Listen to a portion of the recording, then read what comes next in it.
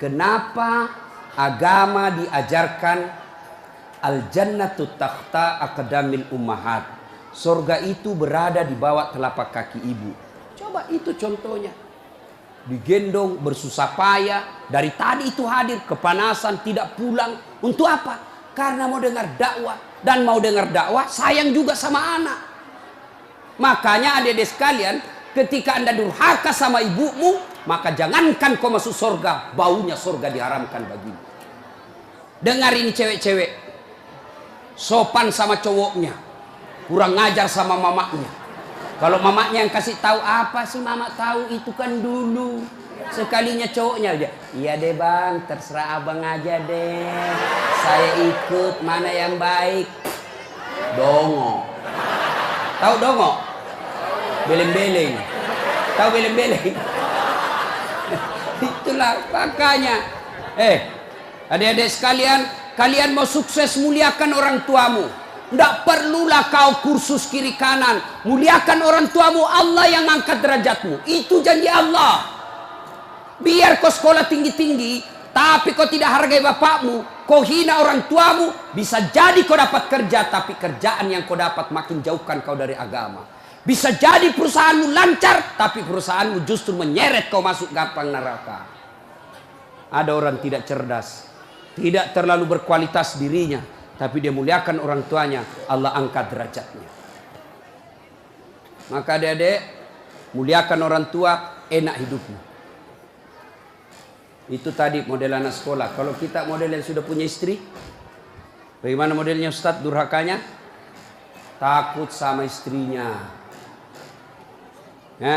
Dapat rezeki, suaminya bilang, bu, sudah lama kasihan ini nomor antrinya bapak, mau haji tidak dapat. Ini ada kasihan duit, bagaimana kalau kita kasih umroh dulu ibu, bapak kita kasih umroh dulu di kampung. Apa langsung dia bilang istrinya, apa? Bapakmu terus.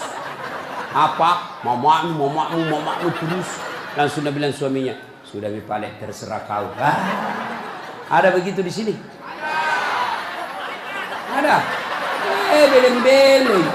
Apa kamu takut sama istrimu? Nawamu semua dia kau ambil semua.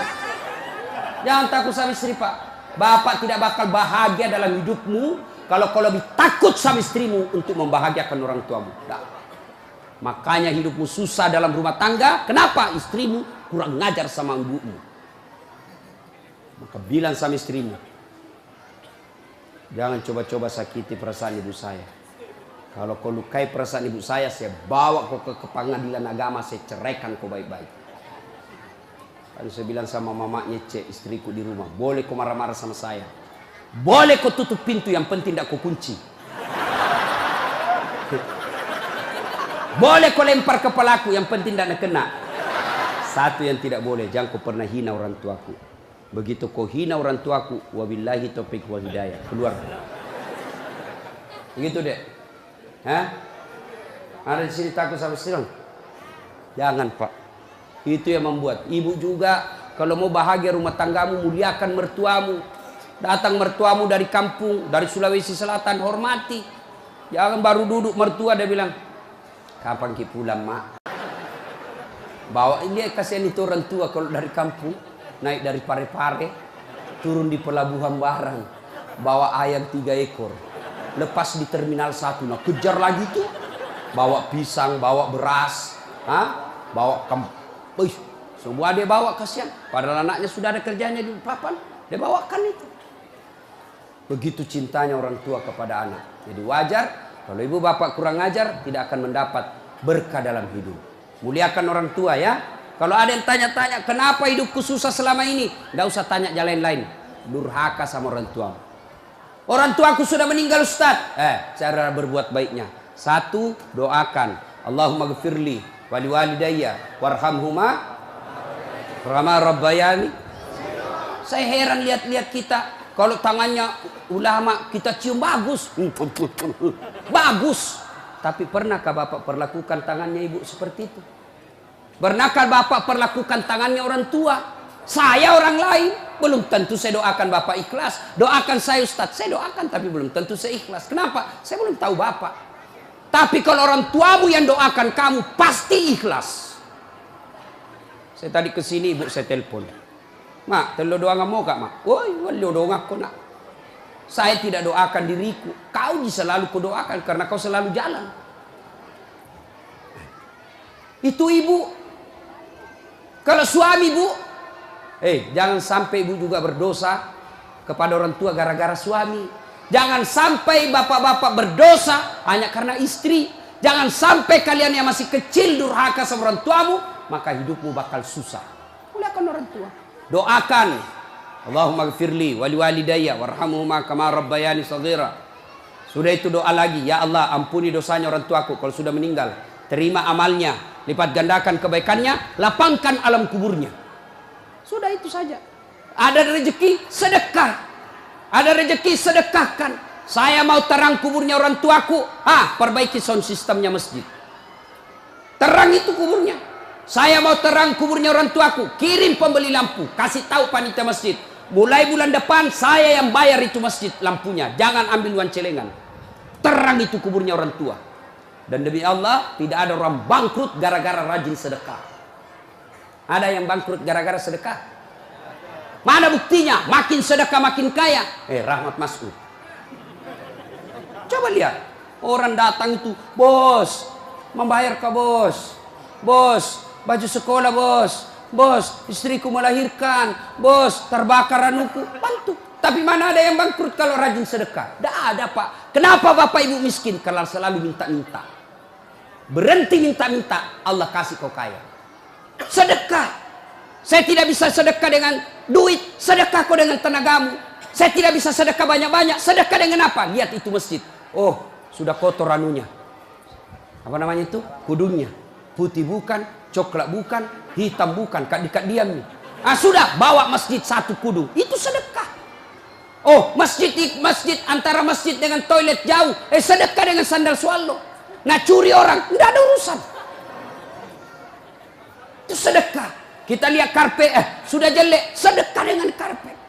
Insyaallah banyak pahala. Hari Jumat kita kirim air botol gelas ke sana, air gelas ke sana, orang minum itu sedekah.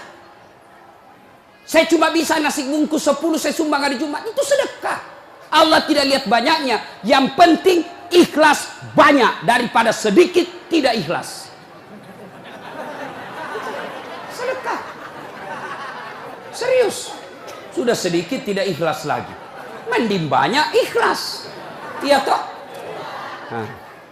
Panasnya di. Nggak bisa konsentrasi sejenak. Lewat-lewat ketawa itu kak bos. Nah ibu bapak. Salah satu sunnah yang dianjurkan Nabi sholat jamaah. Nabi kumpul-kumpul sama sahabat. Ya, enggak apa-apa, enggak apa-apa. Enggak usah kasih, enggak apa-apa, Pak. Sedikit lagi, 5 menit lagi. Menunggu orang masjid takwa. Ya. Nabi, saudara-saudara sekalian, kalian yang tetangga dengan masjid wajib datang berjamaah. Bertanya sahabat, mana tetangga masjid ya Rasul?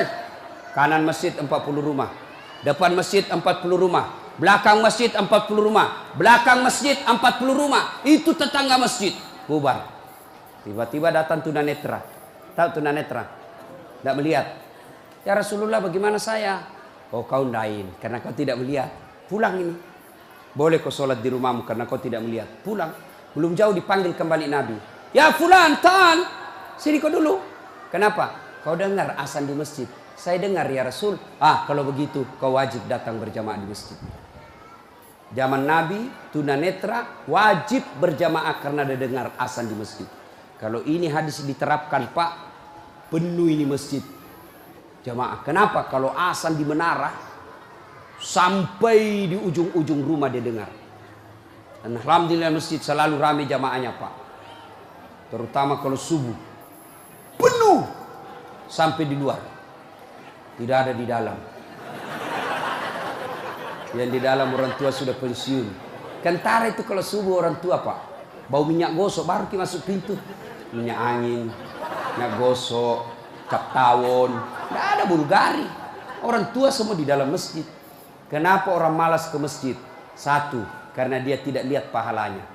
Coba kalau Pak Rahmat Mas'ud umumkan, siapa yang datang sholat berjamaah subuh dapat beras 50 kilo, pembeli pulsa 200.000. Jam 5 sholat subuh, jam 10 malam sudah pesan masjid sampai di luar. Kenapa? Karena dia lihat pahalanya. Yang kedua, kenapa orang malas ke masjid? Karena dia tidak tahu pahalanya. Dengar bapak-bapak ini, terutama kita yang sudah muka-muka sakaratil maut ini, yang sudah tua ya, rajin-rajin ke masjid Pak. Berdoa mudah-mudahan bapak lagi sujud ajal menjemput. Apa keutamaan berjamaah di masjid? Satu, kalau hujan, basah baju, atau kena debu melengket di badan, ke masjid, bajunya yang basah itu melindungi dia nanti di pada masa. Tahu mantel Pak? Hujan, kalau hujan pakai payung. Apa tujuan itu payung? Supaya bapak tidak kena air. Supaya ibu tidak kena air kalau pakai baju mantel. Begitulah fungsinya baju yang basah.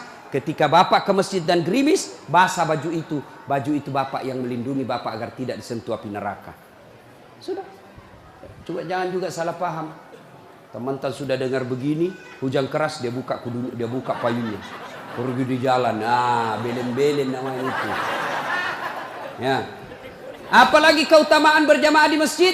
Kata Nabi, kalau kau wudhu dulu, lalu kau datang ke masjid, langkah-langkah kakimu adalah jihad fisabilillah. Melangkah kaki kanan, 1 pahala dicatat. Melangkah kaki kiri, gugur dosa kecil. Jadi kalau 300 rumah masjid, dari rumah tak dari masjid, 300 meter kali 2, 600 meter. Berapa langkah kaki itu bapak dapat? Apalagi kalau bapak jalan begini. Berapa langkah kaki itu? Iya toh. Apalagi kalau bapak keliling-keliling dulu ke kampung baru. Sampai di sini selesai orang sholat dong.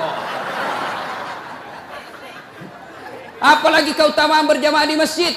Seluruh materi yang kita lewati, pagar, tembok, dinding, aspal, tumbuhan, semua jadi saksi. Dia akan berkata, ya Allah, jangan kau masukkan dia neraka, masukkan dia surga. Saya saksinya. Tanggal 26 November dia datang berjamaah masjid. Saya yang lihat. Itulah sebabnya kalau kita sholat jamaah, kalau kita datang ke masjid, setiap kita sholat sunnah di masjid, 2 rakaat pindah lagi. 2 rakaat pindah lagi. Supaya apa? Tambah banyak saksinya di akhirat kelak. Itulah sebabnya Nabi menganjurkan, kalau kau ke masjid, lain jalan waktu pergi, lain pula jalan waktu pulang. Ini amalkan Pak, amalkan, itu sunnah. Bapak datang masjid dari pintu sana, pulang dari pintu sana. Itu makin banyak saksi di akhirat. Yang keempat, lipat 27 kali. Artinya, sekali bapak sholat di masjid, 27 kali sholat di rumah baru sama pahalanya. Apalagi, kalau di masjid ada disebut doa bersama. Mungkin di rumah bapak susah sholat. Mungkin di rumah banyak godaan. Mungkin di rumah ibu bingung. Ini saya sudah tahiyat atau belum? Ini sudah 2 atau 3? Ini apa? Kalau di masjid aman. Tidak ada kecemasan seperti itu. Nah, itu datang ke masjid. Yang berikutnya, yang membuat orang malas ke masjid. Tadi, yang ketiga, manajemen masjid tidak bagus. Mana manajemen masjid yang tidak bagus? Selalu disimpan saldo kas. Jangan simpan saldo Pak. Dengar ini panitia masjid. Bapak kalau simpan saldo kas di masjid, bapak yang tanggung dosanya, tidak jalan amalnya orang. Saldo kas 80 juta. Jangan simpan. Cari orang yang susah, yang rajin berjamaah. Ada utangnya di bank, bayarkan supaya dia lepas dari kredit. Boleh itu. Baru dia suruh cicil ke masjid. Kalau dia di bank berbunga, makin susah hidupnya. Boleh. Saldo kas 80 juta. Kita mau kencing tidak ada air. Kerannya rusak-rusak. Simpan, jangan. Berhenti jadi panitia kalau bapak tidak bisa urus masjid. Yang sudah tua mundurlah. Kasih anak muda. Ini masjid bukan perusahaan punya. Begitukah di sini? Hah? Jangan marah Pak. Siapa suruh kau panggil Kak? Semau kok. Demi Allah Pak, bapak tanggung kalau amalnya orang tidak jalan. Bapak coba kalau itu uang cuma 100.000, tapi diberikan keran, maka selama keran itu berputar, selama itu orang yang punya uang dapat pahala. Tapi kalau dia cuma di bank disimpan, tidak jalan amalnya. Belikan dispenser, belikan kopi. Tidak apa-apa, boleh. Jangan ditulis di masjid, dilarang tidur. Siapa yang larang tidur di masjid? Tidak ada dalilnya. Ayo, Bapak pernah ke Tanah Suci di Madinah? Pernah ke Mekah? Ada tidak ditulis dilarang tidur? Tidak, Pak. Barangkali ada orang tidak bisa tidur di rumahnya, dia datang ke masjid supaya bisa tidur. Itu memang boleh. Yang tidak boleh, ngiler. Maka kalau kau mau tidur di masjid, bawa kau bantal. Kalau tidak bisa, kau gelisah kau di rumahmu. Bertengkar kau sama istrimu. Istrimu ngomel terus. Maka dia bilang, jangan kau pulang. Merdeka. Bodoh itu istri sekarang kalau Nabi bilang sama Tuhan, jangan kau pulang. Oh, gembirai. Langsung Nabi bilang pacarnya, sini kau sayang. Di rumahku kau tidur. Kulayani kau dengan baik. Sudah.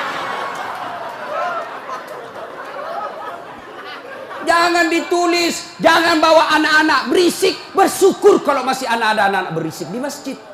Kalau tidak ada anak-anak berisik di masjid, maka tidak ada lagi nanti yang mau datang di masjid. Kalian juga orang tua, kalau anakmu mau ke masjid, belikan songkok dan baju baru. Anaknya mau pergi, Pak, mau pergi masjid, belikan songkok. Apa dia bilang? Itu nak, songkok na nenek nu kau pakai. Anaknya nomor 7, songkok na nenek na nomor 10. Tak buas si songkok nama buas si. Berteriak ni temannya, Pak Doja, Pak Doja, Pak Doja. Tidak mau ya nak tak pergi masjid. Hei. Itu pentingnya anak muda jadi pengurus masjid. Karena kalian kalau sudah tua tidak ada yang tahu. Kau juga anak muda, muliakan orang tua. Tempatkan di mana itu orang tua? Tempatkan sebagai penasehat masjid. Jangan masjid dikira dia punya. Ini lembaga umat yang punya. Kasih karpet yang bagus. Ada saldo kas, jangan simpan, Pak. Bapak berdosa. Tidak jalan amalnya orang. Apalagi membuat orang malas ke masjid. Apa? Kadang-kala apa? Sound sistemnya jelek. Begitu kita takbir, Allahu Akbar, langsung story.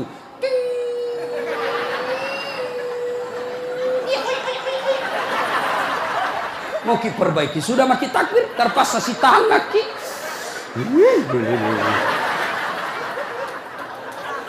Apalagi membuat orang malas ke masjid.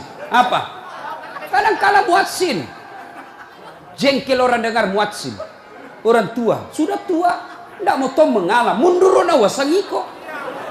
Ayah.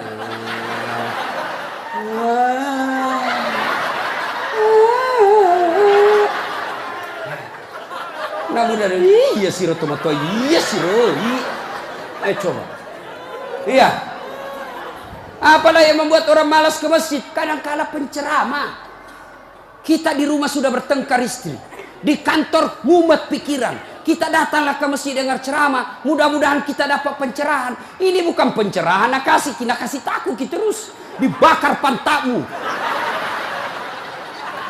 Ditusuk. Dia bilang tak boleh.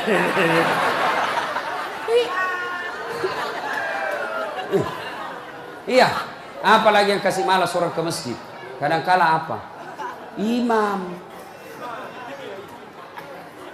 Ada juga imam suka sekali baca panjang.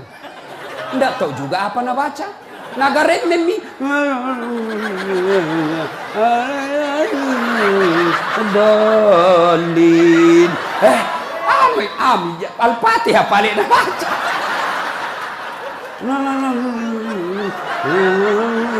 Dalin.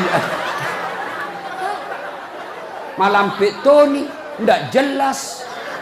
Makanya kata Nabi, kalau kau jadi imam, dengar ini Pak Imam. 1, baca kau yang ringkas. Kenapa? Karena jamaah kita di belakang macam-macam. Ada yang sudah tua tidak bisa lama berdiri. Ada anak muda yang baru datang, tidak senang yang lama-lama. Pulang di masjid, enak sembahyang di masjid. Ampun Ma Ustaz. Kenapa? Dia bilang itu mesti aliran sesat. Kenapa aliran sesat? Dari sembahyang subuh 3 rakaat. Bukan 3 rakaat, sujud tilawah nama itu dong. Makanya tuh imam sebelum kau takbir jelaskan dulu jamaahmu. Adik-adik, ini kita sujud tilawah. Sunnah malam Jumat membaca surah As-Sajdah. Pada rakaat kesekian kita harus sujud. Nah, ini bukan 3 rakaat, tapi karena Allah perintah ayat itu dibaca sujud. Jelaskan. Yang sunnah, wih, aliran apa ini? Kenapa 3 rakaat? Enggak, kau yang dongo.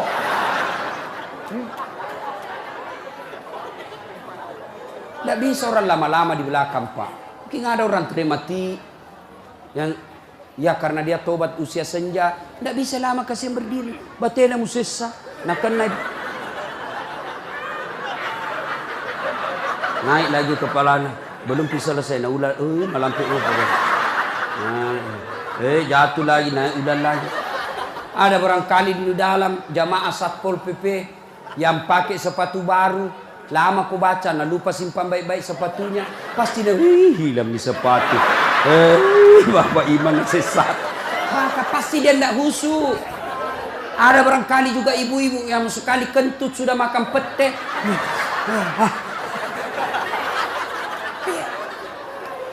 Ya, yang kedua kata Nabi, kalau kau jadi imam, baca yang umumnya orang hafal. Tujuannya apa, Ustaz? 1, supaya jamaah ikut kalau dia hafal. Coba kalau kita imam baca Al-Fatihah, kita ikut juga toh. Kenapa? Karena kita hafal. Tapi coba imam membaca surah Al-Baqarah ayat 10 sampai 120. Nah, imam sibuk dengan bacanya, kita sibuk dengan hayalan tak. Mau ikut, tidak dihafal. Mau ruku, belum ruku, terpaksa dibaca semua pengumuman masjid.